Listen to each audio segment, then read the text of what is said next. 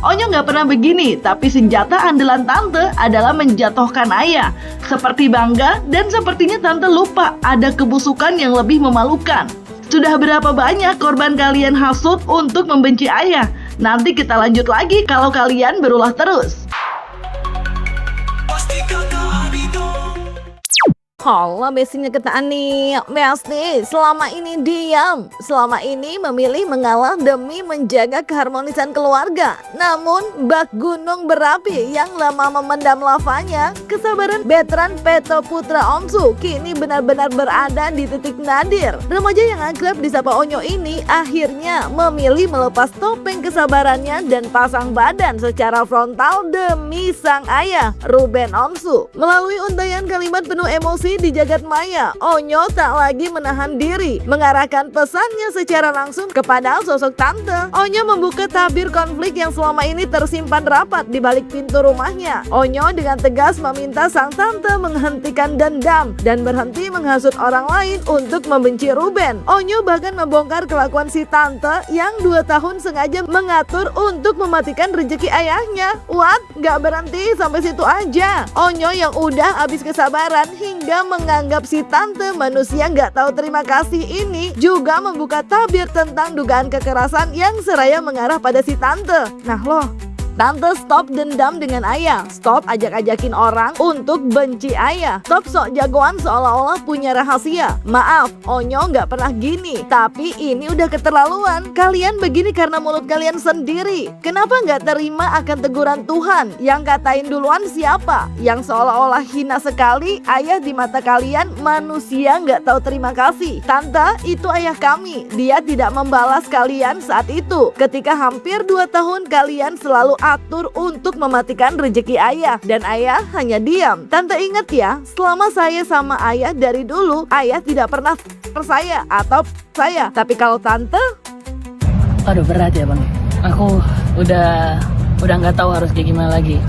Udah sedikit membuatku jadi kayak kenapa bisa ngomong kayak gitu, yang aku bilang sedikit pasti abang pastilah gitu, apalagi kan kasihan. Nah, ini kan jejak digital kan bakalan terus berlangsung ke depannya kan abang. Ntar kalau adik-adik udah pegang sosmed lihat kayak gini terus harus gimana. Soalnya aku bilang tadi tolong nih ya kakak-kakak, tolong yang sekarang lagi private ayo dibuka karena kan kalian yang jagain bunda kan, ayo gitu.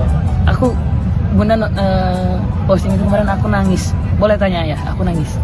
buka suaranya veteran Putra Onsu atau yang akrab disapa Onyo terkait sosok tante, seraya menggambarkan apa yang pernah diceritakan Minola Sembayang, kuasa hukum Ruben, terkait sosok anggota keluarga yang diduga kerap andil untuk menghasut. Diduga ya pasti, diduga. Kalau saya tanya seperti itu, saya bilang veteran ya tahu kira-kira dugaannya siapa orang rumah ini. Saya tahu lah Uncle, tapi saya nggak usah lah bercerita sama Uncle. Dia ngomong seperti itu, saya pasti tahu. Tapi saya nggak usah cerita. Ya karena saya bukan orang yang suka menceritakan kejelekan anggota keluarga kan gitu ya. Tapi kalau misalnya kemudian ini menjadi satu proses hukum, memang yang dilaporkan adalah orang yang membuat ujaran kebencian tersebut, orang yang membuat postingan tersebut, para netizen tersebut. Tapi kan setelah proses hukum kan nggak mungkin prosesnya itu hanya berhenti sampai mereka. Nah, jadi artinya niatnya untuk melaporkan anggota keluarga sih nggak ada. Dia pikir ya nggak ada urusan. Yang mau diserang adalah orang yang mau dilaporkan adalah orang yang membuat berita tersebut. Nah, tapi dalam proses kan pastilah itu akan sampai kepada semua anggota keluarga yang mungkin pada waktu itu masih satu rumah nih. Dari mana nih sumbernya kan begitu. Jadi kan itu yang makanya kita harapkan ini janganlah sampai ke arah sana. Karena kalau kita misalnya sadar atau nggak sadar atau di bawah sadar menceritakan sesuatu yang buruk ke publik terkait dengan masalah kejadian-kejadian itu, yakin bahwa kita manusia yang sempurna yang kita juga nggak ada cacatnya yang nggak bisa diceritakan oleh orang lain, kan begitu. Nah, atau misalnya kalau ada cerita-cerita seperti itu terkait dengan masalah veteran sebagai anggota keluarga, ya harusnya kita juga bersuara lah.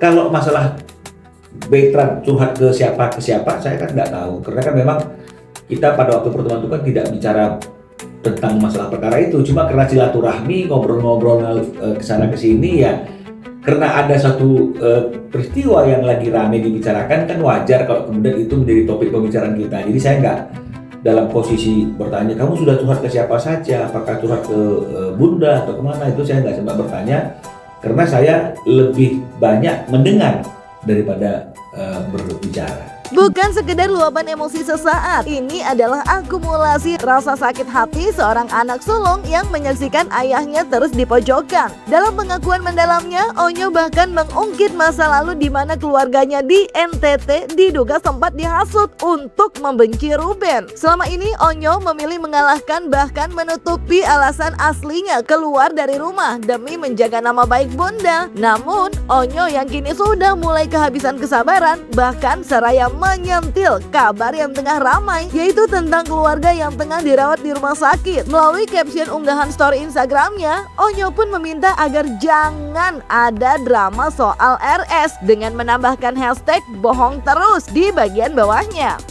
Bun, pernah kalian ingat bagaimana kalian menghasut keluargaku di NTT? Apa yang kalian ucapkan tentang ayah? Bagaimana aku disuruh berbohong tentang ayah? Sekarang, apa berani kalian mengakui kejahatan kalian untuk mendoktrin semua yang di sekitar? Semua tujuan hidup kalian di sana hanya untuk menghancurkan ayah, tapi ayah tidak melawan. Jangan merasa jagoan dan terus terzolimi, please. Bahkan aku masih bohong alasan kenapa aku keluar dari rumah sana sama semua orang untuk menjaga nama baik Bunda. Semua yang aku tulis aku bisa pertanggungjawabkan. Bagaimana jika Bunda apa mau mengakui? Gak suka dibohongin, tapi you yang ajarin bohong anak-anak you. Kasihan adik-adik mereka sudah banyak terprovokasi tentang ayah yang tidak baik, terutama Cici. Masih ingat kalian yang di sana?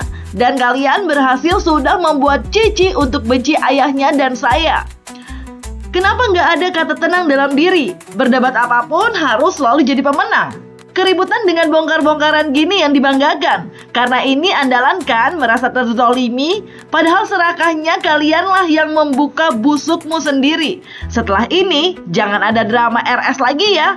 Yang bohong pura-pura mau check up, tapi ternyata malah temenin siapa di RS. Menegaskan keinginan sang ayah yang hanya ingin bertemu dua putri cantiknya tanpa intervensi pihak lain. Dan Onyo yang udah mulai murka dengan yang ia sebut tante, melalui caption unggahannya bahkan seraya meluapkan isi hatinya terkait si tante yang diduga punya peran dalam menghancurkan keluarganya. Bahkan Onyo yang seraya menyebut si tante dengan manusia serakah ini pun hingga menanyakan udah berapa korban yang udah kena hasut cenah.